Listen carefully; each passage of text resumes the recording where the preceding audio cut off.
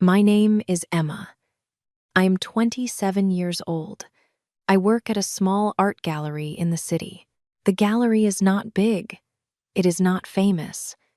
The walls inside are white and very clean. The floors are old wood. Some days, only one or two people come in. Some days, nobody comes in at all. But I love my job. I love every painting on the wall. I love the colors and the shapes. I love the stories inside each picture. My gallery is small, but it is mine. I work very long hours every day. I clean the floors and fix the lights. I write the small signs on the walls. I talk to every visitor about the art. I know every painting in this gallery very well. I feel proud and happy when someone loves a painting. My pay is not big, but I love every part of this job. Every morning, I wake up at 6 o'clock. I put on my simple old clothes. I walk down the stairs and out to the street. I walk to the subway station. The subway is always very full of people. I stand and hold a cold metal bar. I drink cheap coffee from a paper cup. The coffee is not very good, but it is warm. It is mine. I drink it every morning on the train. My apartment is small. It is a little cold in winter. My coat is old. My shoes are cheap. But that is okay with me. I do not need new or fancy things. I need my art. I need my gallery. I like my simple life. My simple life is enough for me. Then one rainy afternoon, everything started to change. The rain came down hard that day. No visitors came to the gallery. I stood near the window and looked at the wet, gray street. The gallery was very quiet. I drank my cold coffee and looked at the paintings. I felt calm and still inside. Then the front door opened. A man walked in. He was tall and very well dressed. He wore a sharp, dark suit. The suit looked very expensive. The watch on his wrist also looked very expensive. He did not say a word at first. He walked slowly around the gallery. He looked at each painting. He did not rush at all. His name was Harrison. He was 36 years old. He was quiet and very handsome. He stopped in front of one small painting near the back wall. It was not the biggest painting in the gallery, but I loved that painting very much. The colors in it were very warm and very bright. I looked at it every single day. He turned to me and asked one question. He asked which painting I liked the most. I pointed to the small one on the back wall. I told him the colors looked warm and happy to me. He smiled. He looked at the painting one more time. Then he said he wanted to buy it. He paid the full price right away. He did not ask for a discount. I felt very surprised. No customer ever did that before. Harrison smiled at me again. He asked if I wanted to have dinner with him. I said yes. I did not know exactly why, but I said yes. That dinner was very nice. Harrison sent a big black car to pick me up. I sat in the back seat and felt very strange. The restaurant had no other people inside when we arrived. Harrison booked the whole place just for us. The lights were soft and warm. The food was very good. Harrison was funny and kind that night. He asked about my work and my life. He listened carefully when I talked. We stayed at the table for a very long time. I felt very special. I felt very lucky. The next week brought many surprises. Hundreds of red roses arrived at my small apartment. The flowers filled every corner of my tiny room. A short note came with each bunch of flowers. Harrison took me to beautiful, quiet restaurants. We talked about art for many hours. He remembered every small thing I said. He held my hand when we walked. He opened every door for me. I told my friends about Harrison. They said he was a very good man. I thought so too. I smiled every day. I was very happy. I thought I found true love. But then one evening, something small happened. We sat at a restaurant table together. The waiter came and asked for my order. Harrison spoke before I opened my mouth. He ordered my food for me. He did not ask what I wanted first. He just chose for me. I smiled, but something inside me felt a little wrong. I did not say anything about it. I told myself it was a very small thing. Harrison only wanted the best for me. One morning, Harrison came to my apartment. He looked at my old coat on the chair near the door. He picked it up and put it in a bag. He said the coat was not good enough for me now. He gave me a new jacket. The jacket cost $5,000. He told me the exact price himself. He smiled and said I looked perfect in the new jacket. He said, "You are with me now, Emma. You have to look perfect. I will take care of everything." I put the jacket on. It was soft and beautiful, but my chest felt a little tight. I wanted to say something to him, but I did not. I just smiled. 6 months passed. My life looked very different now. Harrison moved me out of my small apartment. He moved me into a large penthouse at the top of a very tall building.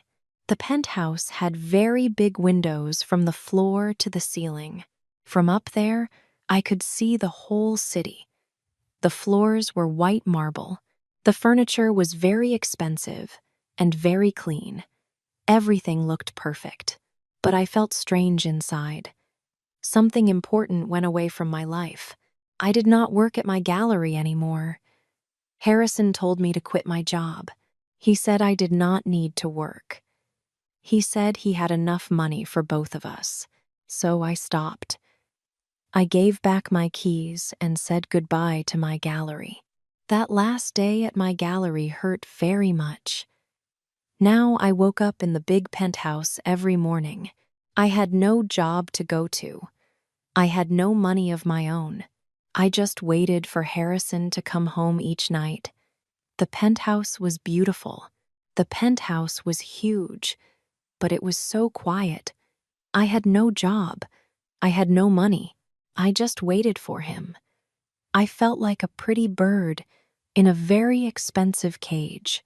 One night, Harrison took me to a big charity event for rich people in the city. The room was very large and very bright. Many important people were there. The women wore long, fancy dresses. The men wore dark suits and expensive watches. Harrison walked me into the room. I wore a long black dress. I wore a diamond necklace around my neck. The necklace felt cold against my skin. Harrison's rich friends looked at me in a cold and unkind way. They did not smile. They talked to each other in low voices and looked in my direction. I could not hear their exact words, but I knew they said bad things about me. I felt their cold eyes on me all night long. I did not eat much that evening. I felt very small in that big, bright room. After dinner, I told Harrison how I felt. I said his friends looked at me with cold eyes. I said they talked about me behind my back. I said I felt very uncomfortable that night. I needed him to say something kind. I needed him to stand by my side. But Harrison did not do that. He let out a short, quiet breath. He looked away from me. He said, "Stop being so sensitive, Emma. Just smile and look pretty. That is your only job tonight." Those words hit me very hard. I did not say anything back to him. I just smiled. But my smile was not real. Something broke inside me that night. His words stayed in my head for many, many days after. One afternoon, Harrison left for a long meeting at his office. I sat alone in the penthouse. I looked at the people on the streets far below. They all moved fast. They all had somewhere to go. They all had things to do. I had nowhere to go. I had nothing to do. I put on my coat. I walked out of the building. I did not tell anyone. I walked for a long time that day. I did not have a plan. I just walked. I ended up in a small green park near the center of the city. Some children played on the grass. Old people sat on benches in the sun. I sat down on an empty bench and took a long, slow breath. The air felt clean and cool on my face. A young man sat on the next bench. He wore old jeans with many spots of paint on them. He had a sketchbook in his lap and a pencil in his hand. He drew the park and the people in it. He looked very calm. After a few minutes, he looked up and smiled at me. He said hello. His name was Samuel. He was 30 years old. Samuel and I talked for a long time. He asked me about my life. He listened to every word I said. He did not look at my diamond necklace or my expensive coat. He just looked at my face and listened. He asked me what I loved in life. I told him about my gallery and the art I loved. His eyes lit up and grew warm when I talked about the art. He said he knew my gallery. He said the paintings there were very good. I laughed that day. It was the first real laugh in many, many weeks. I felt light and warm and real inside.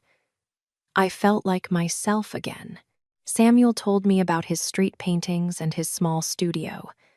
He loved his work so much. He was not rich at all, but he was very, very happy.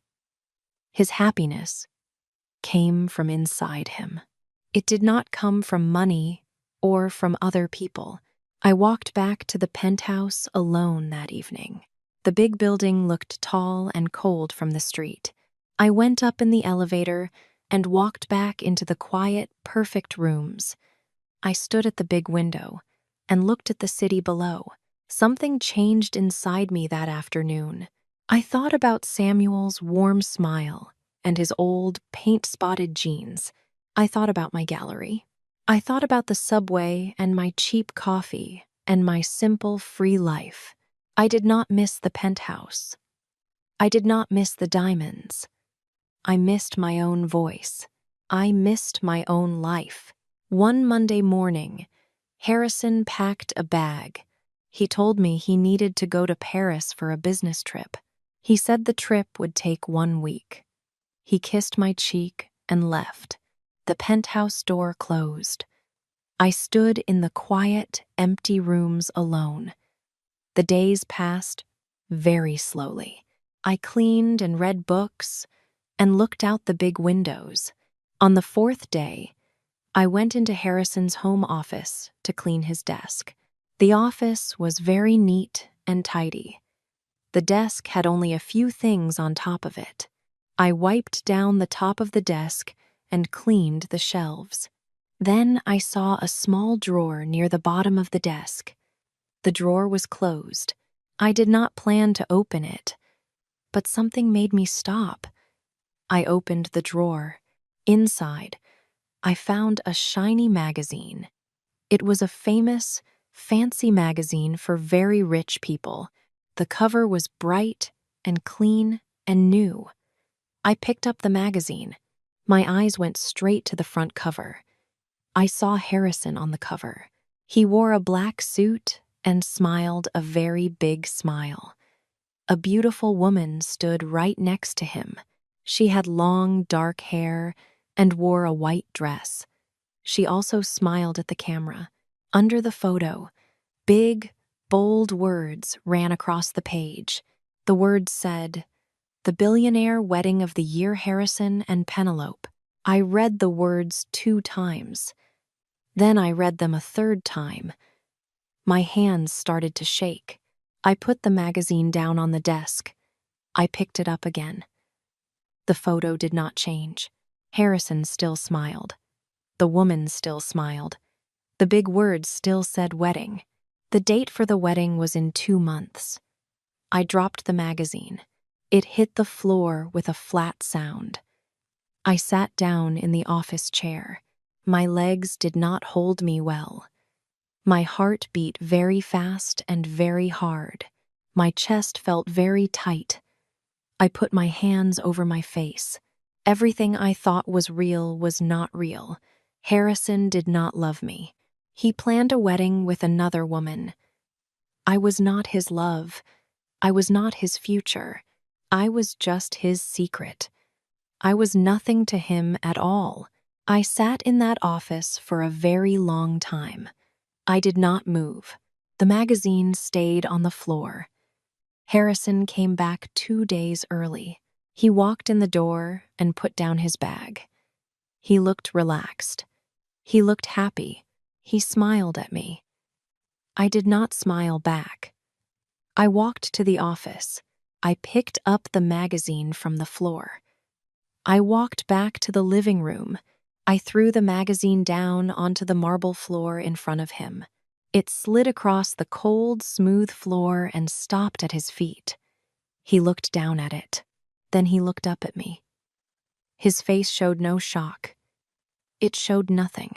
It stayed very calm and very still. I started to cry. I wanted him to say sorry. I wanted him to explain. I wanted him to tell me the magazine was wrong, but Harrison did not say sorry. He walked to the bar in the corner of the room. He took out a glass and a bottle of whiskey. He poured the drink slowly and quietly. He did not rush. He did not panic.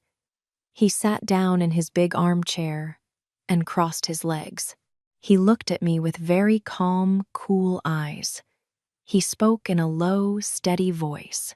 He said, "Penelope is for business, Emma. My family and her family run big companies together. The marriage is just a deal, a contract. That is all it is." I waited. I thought more words would come to fix this, but his next words were not kind at all. He said, "I want you, Emma. Stay here with me. I will give you a black credit card. No limits. I will buy you your own house. I will give you millions of dollars. You will have a very beautiful life." He stood up from the chair. He walked toward me. He reached out to touch my face. His voice was very soft now. He said, "You grew up poor, Emma. You know that hard life. You know the subway and the cheap coffee and the small, cold apartment. You cannot go back to that. You need me." He believed every word he said. He thought his money fixed everything. He thought his money fixed me too. He put his hand near my cheek. He thought I was for sale. He was completely, totally wrong. I stopped. My tears stopped too. A very quiet moment came over me. I looked at Harrison. I looked at his hand near my face. I looked at his cold, calm eyes. I looked at the glass of whiskey in his other hand. I looked at him for a long time, and then something changed inside me. It was fast. It was very clear. The sadness went away. I did not feel small anymore. I did not feel scared.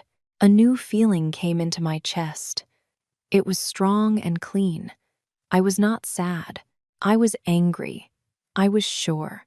I was free. I looked at Harrison and did not look away. He was not a great man. He was not a kind man. He was just a man with a lot of money. He used his money to buy people. He tried to buy me. But he did not know me at all. He did not know my true value. I reached up to my neck. I took off the diamond necklace. It was cold and heavy in my hand. The diamonds were bright and beautiful, but they meant nothing to me now. I put the necklace down on the marble floor. It made a small, hard sound. I took off the $5,000 jacket and put it on the armchair. I took off the expensive rings from my fingers, one by one. I put them all on the table. I walked to the bedroom. I opened the closet. At the back, in a small, dark corner, I found my old sneakers. They were not new or fancy, but they were mine. I put them on. I walked back to the living room. Harrison still stood there. He did not move. He held his whiskey glass and watched me. His face looked very strange. He did not understand what I was doing. He thought money fixed all things. He thought money fixed people too. I stood in front of him. I looked him in the eyes. I did not look away. I said, "You are wrong, Harrison." I said, "I can go back to the subway. I can drink cheap coffee again. I can wear old clothes. I can live in a small apartment. I can find a new job. I can build my own life again. Because that life is real. That life is mine." He opened his mouth to speak. I did not stop. I said, "You have billions of dollars. You have big cars and expensive watches and tall buildings. But you cannot buy me. But you cannot afford me. Not because I cost a lot of money, but because I am not for sale. I am never for sale." Harrison's face changed. For the first time, he looked truly surprised. His calm went away. He put his glass down hard on the table. He raised his voice. He said I was a fool. He said I was nothing without his money. He said no one wanted a poor girl from the subway. He said I made the worst choice in my life. I listened to all his words. Then I smiled. It was a real smile, the first real smile in many months. I did not say another word to him. I turned around. I walked to the front door. I put my hand on the door. I opened it. I walked out. The door closed behind me.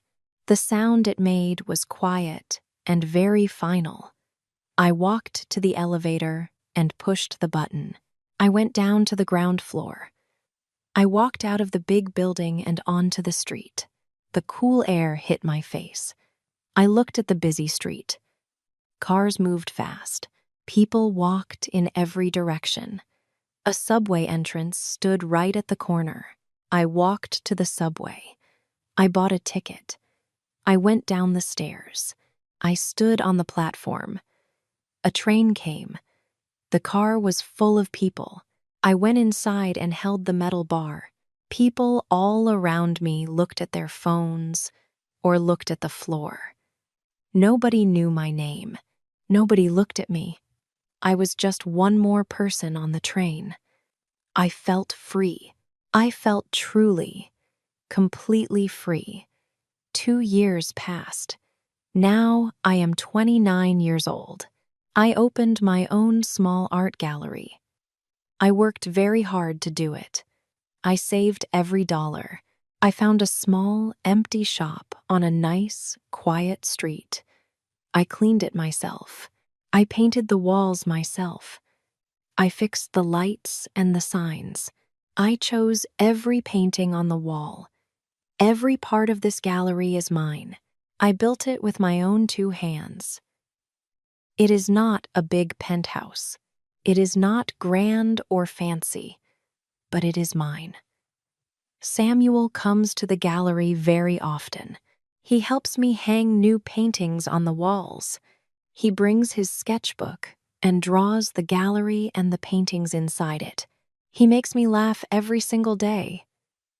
He looks at me with warm, honest eyes. He tells me the truth every time. He loves me for who I am. I love him too. Our love has no price. It costs respect and honesty and care. We have all three things. Every day with him feels very real and very good. One morning, I walked past a small newsstand near the gallery. A newspaper sat on top of a big stack. I looked at the front page. I saw a photo of Harrison. He did not smile in this photo. His company faced a very big problem. His marriage with Penelope was in very bad trouble. The newspaper said they were two very unhappy people in a very big, empty house. I looked at the newspaper for only one moment. I picked it up. I looked at Harrison's face one last time. Then, I put the newspaper in the trash can on the corner. I did not look back at it. I walked back to my gallery. The morning light came through the big front window. The paintings on the white walls looked warm and bright. Samuel stood near the back wall. He held a new painting up and looked at me. He asked where I wanted to put it. I pointed to the space above the door. I smiled. A real smile. A happy smile. My own smile. I rejected Harrison. I rejected the big penthouse and the diamond necklace and the black credit card. I rejected the beautiful golden cage. I chose the subway. I chose the cheap coffee. I chose my own small gallery and my own true life. I chose myself. And today, I am the richest woman in the world. Would you give up millions of dollars to keep your freedom and your dignity? Tell me in the comments below. If you love stories about women who know their own worth, please hit the like button and subscribe to Teddy English Stories. I see you in the next story.